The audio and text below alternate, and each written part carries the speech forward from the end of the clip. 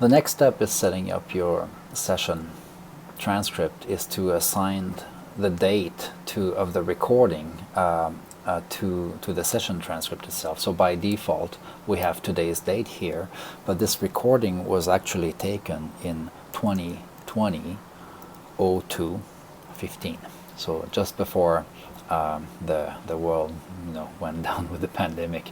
And this date here will be important when we get to create the participant information, especially if you are doing a study where the age of the participant is relevant.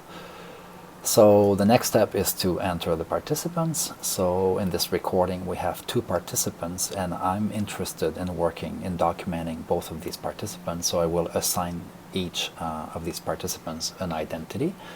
So you click on the Add Participant button, and by default Fawn will give you a role, and the default role we have is Target Child in the context of Fawn Bank. And the child, and this would be enough to say we have created a participant, but sometimes more information can be useful. You can give the child a name or a pseudonym. So here the child will be called Tommy, a pseudonym, and that's a little boy. And Tommy was born in 2017 03 24, and automatically by entering that, Fawn will calculate that at the time of the recording, which was in February 2020, the child was 2 years, 10 months, and 22 days. So this is a piece of information that's very, very useful when you are doing studies where participant age is of relevance.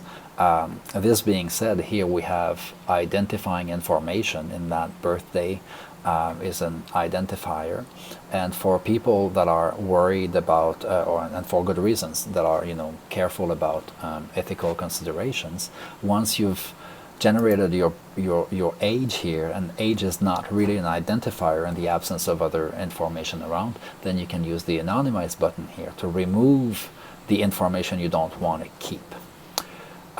This recording was done in French, and the code for French is FRA, and we have tiers to add other types of information, for example about if you have a group study, to identify the group of the speaker, or education level, or socioeconomical status here. So Fawn has these functions to help you address the identity of your participants, and then using the anonymize function you can strip information later that you would not want to share with other people. So we have assigned 1 participant, and now we'll more quickly assign a second participant, and we will call this participant just the father of the child.